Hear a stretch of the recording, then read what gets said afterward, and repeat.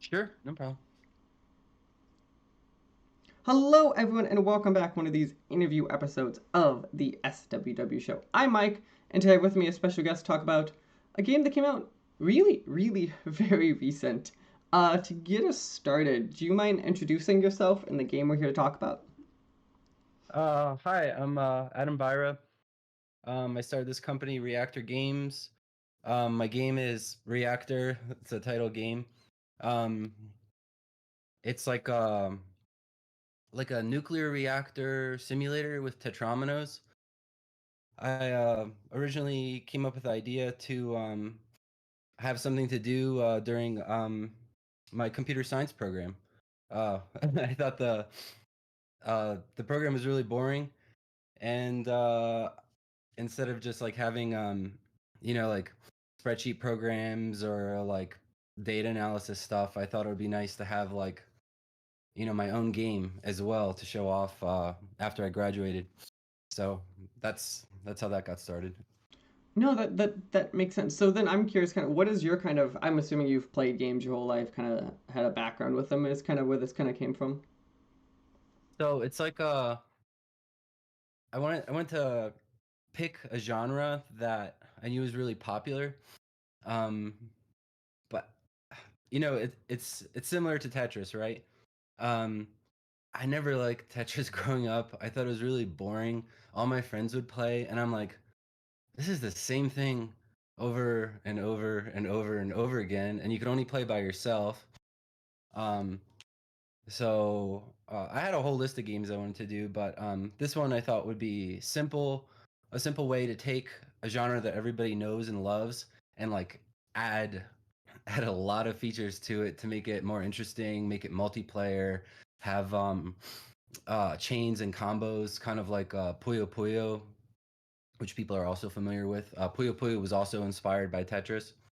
So yeah, I played a lot of games growing up, but then like after college, uh, honestly, I became like really tired of playing games. But I always loved to program and like create things. I'm an engineer. Um, so pretty much since after college, I totally stopped playing games, which they say you shouldn't do. But yeah, I've just been making little demos and stuff like that. Pretty much full time when I'm not working. No, that's perfect. So then you said then so obviously that's how we get to this game kind of here. So I'm intrigued. So obviously you said this was kind of built on this idea of you said like nuclear kind of fusion and kind of built on that. Where did kind of this idea come from? Of kind of was there something that interested you, something that you wanted to kind of mess with as like a topic Yeah, sure. line? So I've always been interested in science, specifically like nuclear science. Um, I thought it was like I don't know, it was like one of the most amazing things for me. I used to substitute teach as well, and in science class, I always tried to get people to be like amazed how we can like harness the atom. Nobody really got it, unfortunately, but uh, I uh I was always just reading books about nuclear energy, stuff like that. I'm from Poland. Chernobyl happened very close to us. I was on like the border, so we're also familiar with that. The backstory for the game is that uh an engineer. I work on ships, like in a power plant type thing. Um, and so I was picturing this engineer working in a power plant, really bored at work, and he he modifies the control program to control that controls like the nuclear reactions at Chernobyl, um to make it more gamey and more fun. And so he's like creating all these nuclear reactions, and like the power plant starts glowing, and like he's making like way more energy than the power plant was designed to handle. And then the power plant explodes, but he's like addicted, so he runs away, causes the Chernobyl nuclear meltdown, he comes back a year later and steals the control code that he modified, and he publishes it as like this internationally, you know, renowned video game called Reaktor. Um, kind of like I don't know, kind of like an alternate reality type thing, you know. That's an amazing way to twist that. That Yeah, it's kind of crazy. And also I was like, should I tell people that that was like the original idea? Because Chernobyl is like, you know, it's a disaster, you know. Um, but yeah, everybody I talked to wasn't really shocked. They thought it was funny. So I'm like, okay, I guess I'll stick with it. so like was this kind of in your thought process before something like obviously the Chernobyl TV show a few years ago? Is that kind of like the inspiration of like, oh, that's something I could kind of ground it on? Yeah, so I watched the show. I read a whole bunch of books. Um, I was interested in nuclear power kind of before that. Um, like I said, I work on ships as an engineer, but it's all like diesel or steam, and it's really dirty. And we'd always like, in our time off, we'd like talk about like, you know, different plant configurations. And they used to have nuclear powered ships. They actually had one like commercial nuclear powered ship. Um, but everybody's afraid, so it got shut down. You know, nothing bad happened, but everybody's afraid of nuclear power. Um, so yeah, in my spare time, I would just like you know, read up about it. I saw the recent movie that came out. I forgot the name. Um, about the nuclear bomb. Do you remember that one? Oppenheimer. Yeah, I saw that movie. I read the book.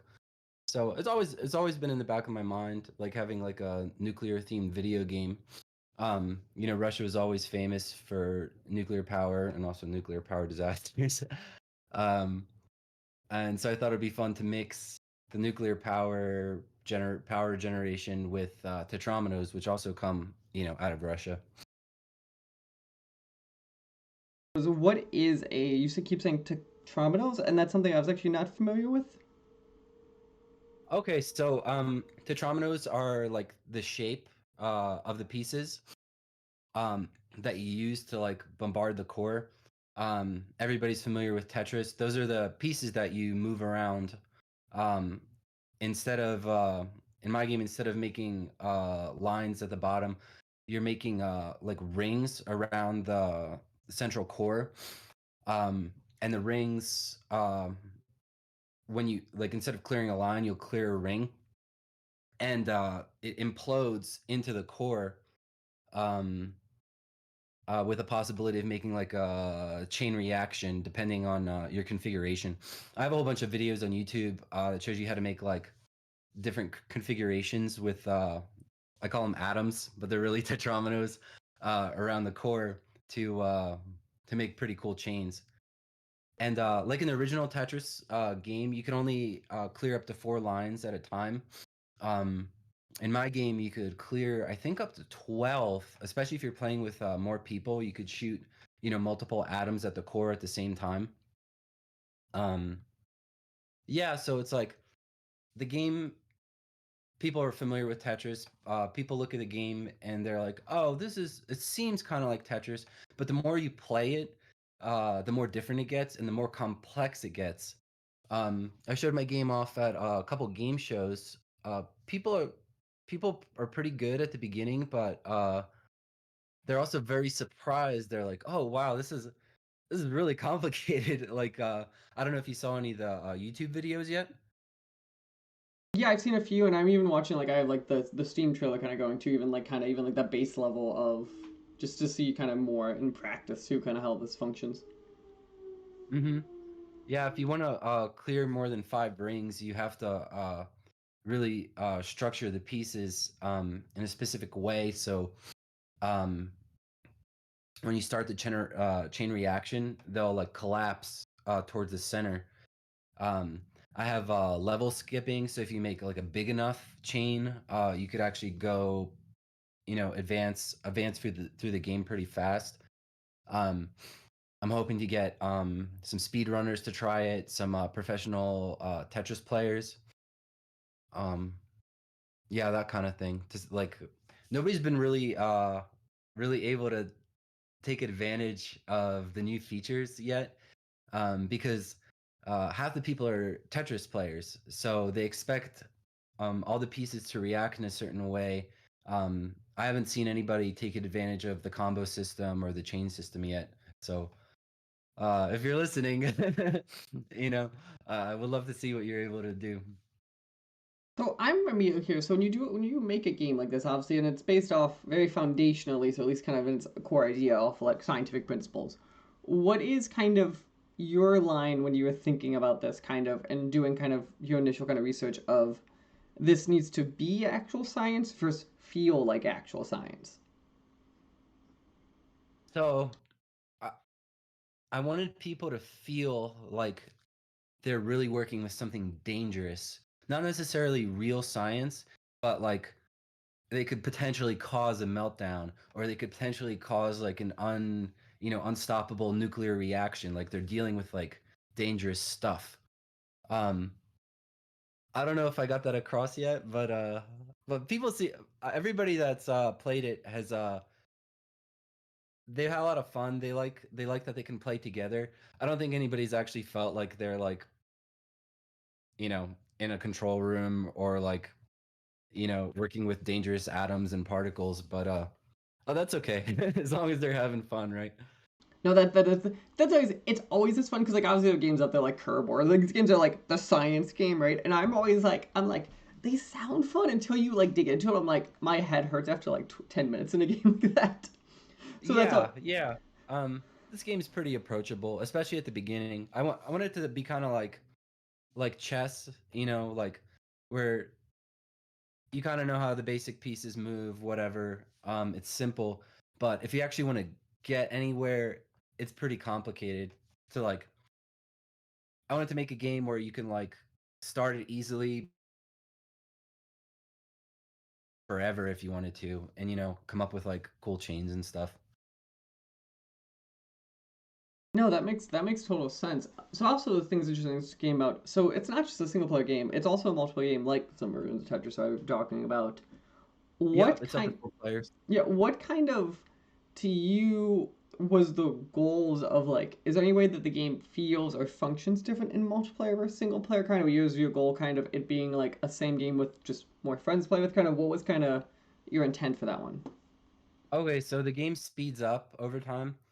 And if you're laying down twice as many pieces or up to 4 times as many pieces at once, you have a lot more opportunity to like make a huge core to produce chains. On the flip side, friends are annoying. They like they everybody has their own idea about what to do, and if you're not really orchestrated and making a pattern together, like your buddy can mess you up. Fortunately, there's features like the X-ray drop where you can actually penetrate through the other player's particles and like kind of like fix gaps or holes that they could have made.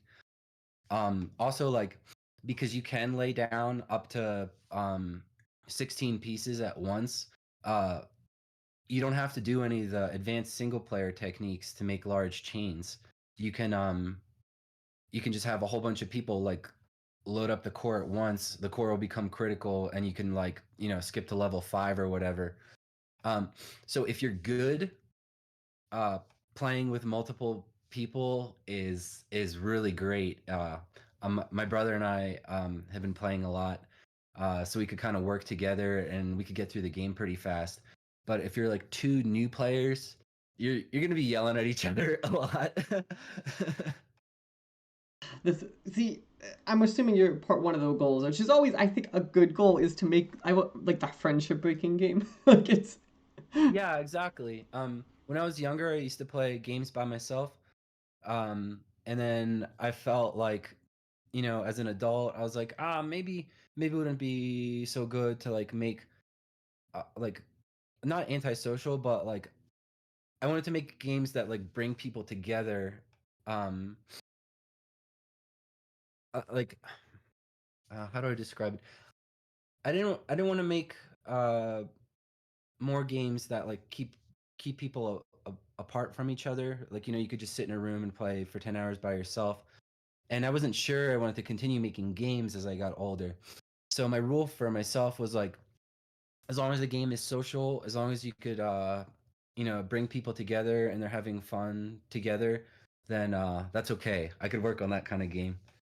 Um, and so that's what I did with this one. I made a game that I could play with all my friends, and that's what we've been doing during testing. I had a big party like every Saturday, and before we would go out to climb or whatever, um, we'd play Tetris for an hour. You know. No, that's a good way to kind of look at it. One of those type of, yeah, I do feel like there's kind of this that we both have almost like a lack of these kind of like almost throwaway. I don't want to say time kill because that seems, but like this idea of like it doesn't actually functionally kind of manage not continuing stuff, but it's just like this level kind of growth or kind of repeats that process. Is there anything kind of when you're looking? Because as we're talking, this game's been out for about a week, right? A little under a week. Is there Hmm. anything kind of from either your initial feedback that you got from people or kind of going into it that like you feel that you want to kind of change or you feel like kind of maybe that has been missed and kind of something that you want to kind of didn't quite get where you thought it would get? Yeah. People, like I said, unfortunately, because I'm not there to like demonstrate the game to everybody. People haven't been really taking advantage of the advanced features yet, and they're still playing it just like Tetris. Um, I don't know if I want to change anything. Um, like, so level one, for example, you have to create 2 chains. Level three, level two, you have to create 3 chains, and level four, you have to create 4 chains. Um, I'm sorry, level four, you have to create 5 chains, which is not possible with regular Tetris rules. So you have to fundamentally change how you play the game. And because they keep on playing like it's Tetris, unless they watch like the YouTube videos, especially in single player mode, they're not going to be able to advance past level four. Um, every day I go on the Steam achievements and I'm like, has anybody gotten past level four? Has anybody gotten past level four? Uh, Nobody's done it yet except for me. So I don't know. I don't want to change it. I just want to wait. Maybe there's a hero out there that can beat level four. We'll see. So that's actually interesting. So I was very curious if that's changed. So I just pulled up at least what's on the Steam end because I know this will take a little bit delay on the end. Hmm. So you're right. I see no one level four. I do see someone on level nine complete though. I don't know if that's maybe like a test run you did or something, but I do have a Yeah, level. that's me. Okay. Yeah, no, it's And then funny. I You're right. usually do the level skips, so I don't have to do level four.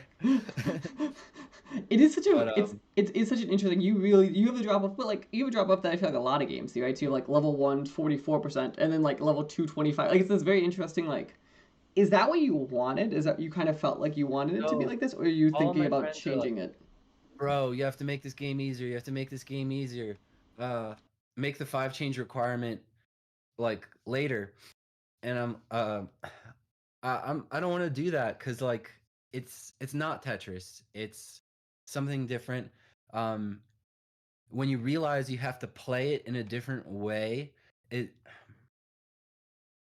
um when I notice for myself, I'm like, oh wow, I have to think about this totally different. Instead of just like making rings around the core, all of a sudden I have to think about how this giant chain can collapse and where it's going to collapse and where I need to put gaps so they get filled in later. Um, yeah, I don't really know how to describe it, but I wanted to make it like a point of transcendence where like first you start at this basic gameplay, and then later when you're able to make these like interesting combos and stuff, you could go back to the first levels and just play them in a totally different way. I thought that would be really interesting for people. That's very interesting, and that's fair. Like I do think there is a very valid point of like this is the difficulty we're aiming for. We want people to either kind of think about a challenge like that is the especially when you're making like conceptually this is a puzzle game. It's a puzzle game with like not like set outcomes in that puzzle sense. So like it's like this thing always that fun line of like where is the difficulty and where is that Mm-hmm. line? Yeah. Yeah, it was really really hard to balance because you have a lot of pro players on the hard drop forum, or for example, that are like, the beginning of the game's too easy, and then I have beginner players like at when I displayed the game at the Portland Retro Game Expo. They were like, "Wow, this is really hard. The pieces are moving too fast. I don't know what to do." And it's like, how do you balance both players? Um, both types of players. And I think I did. Like I said, with that big gap after level 4. Um, you're only gonna get past that if you have really good control of the game, and you've been practicing a lot. So um, you get the first 3 levels for free to learn, and then you have to really know your stuff to get past there. And I think that's okay. No, that's like a very very interesting way to kind of handle it. So I'm curious, kind of. So obviously we said games been out for about a week. Kind of you have some reviews on Steam. Kind of it sounds like you have a bunch of feedback going on. Did the game, without asking for your sales or anything, did the game kind of perform roughly kind of in line of what you expected? Yeah, surprisingly, it's been performing better than I expected. Um, Particularly in Japan. I have 30 or 40% of my sales in Japan, and that's with no advertising. I've only advertised in the United States, which is really cool. I think it's possible they're more into puzzle games over there, because like it's a much smaller market than the United States, and it's Mm. like almost like half my sales. So I'm like, uh, What is the yeah. story there of like? So obviously, I'm looking at the Steam page. I said I see the game is listed both in English, Japanese, and Korean. Like, is there some kind of story there? Kind of did you know the language? Were there people you knew kind of to help you translate? Kind of I what's don't the know the language. I go to Japan every year for work. Um, so like I thought it'd be cool, growing up playing all these Japanese games. If I could, give them something back. Um, and like I said, Japanese and Korean audiences love puzzle games. So I, I'm a one man team. I couldn't translate it into every language, so I just did some research, and these are the countries where people love puzzle games. So those are the languages that I picked to translate it to. no that's great, and that's interesting how like that travel here for work for Japan. I was gonna say that's lucky already to be with. Yeah, yeah, yeah. The other thing about research is a lot of people initially compare the game to Tetris, right? Um, Tetris, the game company, they don't really make games anymore, but they do enforce their IP very, very heavily. So I had to do a lot of research to make sure I didn't like kind of step on their toes, to make sure my game was sufficiently unique, not to steal any gameplay elements that they have patented or trademarked. So that was kind of interesting. I got to learn about the whole history of how the Tetris game came to be, all their problems. The guy Hank Rogers, who brought the game to Japan and the United States, went through a lot a lot of legal battles to get the rights to the game. And like I said, I don't want to step on his toes. So a lot of people ask for features that are like in a Tetris game, and I'm like, I just can't do that sort of stuff. This is my own thing. I'm not part of the Tetris company. It's a totally different game. It plays differently. It just happens to use tetrominoes. No, that makes absolutely perfect sense. So again, as we said, the game is Reaktor. Your Reaktor Games. It is currently available on Steam. Currently, it is going to be time to sale. By the time you guys probably hear this, it is $4.99. That seems like a pretty cheap price to me. I'm just saying Yeah, that it's a seems like pretty good deal, I think. I was gonna say that seems like a good deal to at least go try it out. You do also currently have the demo available still on Steam, right? Mm-hmm. The demo. is mostly like a tutorial for how to learn how to play the game, and it has a few levels you could play as well. Perfect. Well, I want to say first, thank you for taking time this morning to talk to me about the game. And I would like to give you just a few minutes here, kind of, if there's anything you felt we missed, or if there's any other spots we should be sending people to go check out either this game or other work of yours in the future.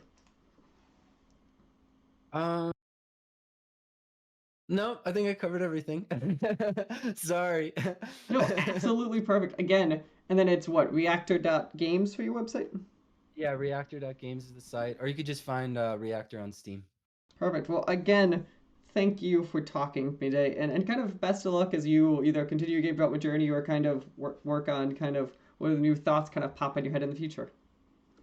Um, I'm gonna modify the game for the different seasons. Like I said, there's like there's a two-player option on one keyboard. Um, a lot of couples have been giving feedback that they like playing together. It's like a fun, casual game to pick up with your boyfriend or girlfriend or whoever. So I thought it'd be fun to make like a Valentine's themed version in February. Um, yeah, that's my only plan so far. Maybe like a Halloween themed one for next year. And then besides that, besides like regular updates, I would like to do some competitions when I get more advanced players playing.